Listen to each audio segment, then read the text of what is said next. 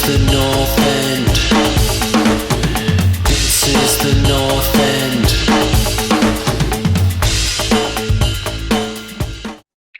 Hi everyone, welcome back to the North End, and here is my video for the 5 things we learned about Liverpool versus Fulham. I'm going to jump right in because, as you can imagine, I'm not in the best mood. And number 1 is that the Community Shield was a nasty, nasty tease. Look, we were promised a 5-course gourmet meal of a start for the season for Liverpool, and we got stale, moldy, half-eaten crumbs of a performance. And I really don't know where it came from, because I'm not saying that the Charity Shield is a major competition. It's not. It is a curtain raiser. It was fun to win it. Yeah, we celebrated because that's what Liverpool do. And that's what big teams do. They celebrate. Look around Europe. Everyone who won their equivalent of the Community Shield was celebrating. But at the end of the day, you are meant to be 1 week ahead of everybody else. And what today proved was we absolutely are not, or were not, 1 week ahead of certainly Fulham. And the crazy thing about this as well is that means that Manchester City may be even further behind than West Ham, or unless they had a crazy week. But either way, the first thing we learned is that the Community Shield does not necessarily mean you are ready for the season, maybe for better or for worse, in our case for worse. And yeah, I was shocked at the level of performance. Point number 2, Liverpool do not need Jordan Henderson and Fabinho against teams that we traditionally beat. And I'm saying traditionally beat because I don't want to disrespect Fulham today. They were up for it. They were focused. We don't need the 2 senior midfielders who can both play number 6. Of course, Jordan Henderson today played number 8. But at the end of the day, his intuition is not to attack. He is a midfielder. Even if he plays at number 8, he's there to be steady. He's there to be the captain of the team, to keep things moving. Reason I'm picking on Hendo is because Fabinho played in the 6 and will always need a number 6. But I don't think we need them both in certain matches. And Harvey Elliott showed that when he came on. Here's a guy who is the opposite. You know, he's looking to create. He's looking to start something, add some spark. He exactly did that for us. He changed the game, to be honest with you. We were so uncreative until Harvey came on. So I have to say, the second thing we learned is Liverpool do not need these 2 midfielders at the same time. And Thiago's a bit different, even though he is also one of the more senior players. He does add some creativity when off as well, which could be a problem. But either way, we do not need 2 people whose intuition is not to attack. We actually need to start attacking these teams. And that leads me on to point number 3, which is Darwin Nunes must start. What a handful he is. So he's got a goal and an assist today. He got a goal last week.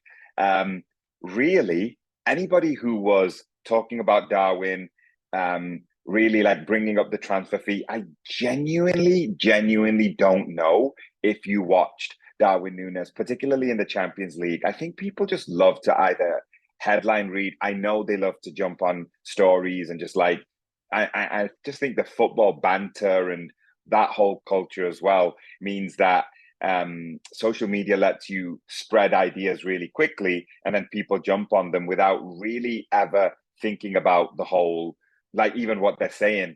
Darwin Nunes is going to have a good season. And by good season, I mean he's going to be a very able second or even third goal scorer for Liverpool. And I'll come on to why he only needs to be that in a second. You can all guess it. But when he came on, as well as Harvey Elliott, he also changed the game. He's huge. He's very fast. He's very aggressive. He's very positive. And the craziest thing for Liverpool fans at the moment is he's still a rough diamond. There's so much more that Darwin Nunes can work on, add to his game, but he's already got the raw ingredients to be a success in this league. There's still a lot to prove. The transfer fee exists. I understand all that. But I have to say, at the moment, all I can say is Darwin Nunes must start for Liverpool, because it's really cool having somebody off the bench as good as him. But I just feel at the moment with the intensity at which he's playing, I think we're almost missing out on 90 minutes versus focusing on the 30, 40 minutes that he plays for. Point number 4, we didn't learn this today, but once again, it was rubber stamped that Mo Salah is an all-time Premier League great. My opinion, definitely the best player in the league. Potentially, you can rival that with Kevin De Bruyne, but different positions. So I should be a bit more specific. The best attacker in the league. He just made it 6 times now. He has scored on the first game of the season. That's a record. Also, he's equaled Alan Shearer, Frank Lampard, and Wayne Rooney on 8 goals on the opening day of the season. Here's where it gets interesting.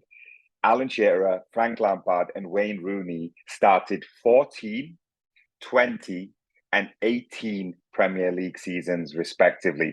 Mo Salah has actually started 7 Premier League seasons. 7 Premier League seasons he started, 8 opening day goals he scored.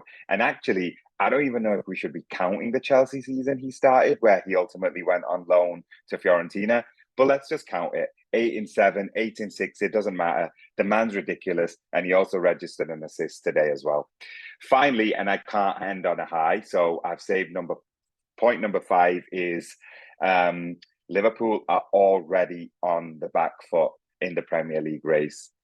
That is mental. That is nuts that after the first game of the season, Liverpool are already on the back foot in the Premier League race.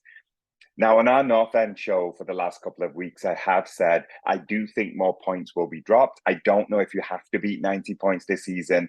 You know, could an 80, 85 point haul win the league? Maybe, maybe not. But either way, it's crazy to think that we have started so many of the recent seasons under Jurgen Klopp with wins. And here we are, 2-2 away to Craven Cottage. And it seems like a defeat. And maybe that's linked to the performance, which was not good. But also, we are already on the back foot. And I guess with that, I just want to close with saying, careful what you wish for, football fans, because you might get it sooner than you think. And we got it this week, because I've been talking recently about more points will be dropped. This might not be a 90-point Premier League season. And right at the first game of the season, we dropped 2 points very unexpectedly. Anyway, that's me for today. My name's Aizaz. You can follow me on the Cultras on social media and on YouTube. And of course, like and share and subscribe to the North End on YouTube and Instagram. Have a good one. Bye. This is the North End.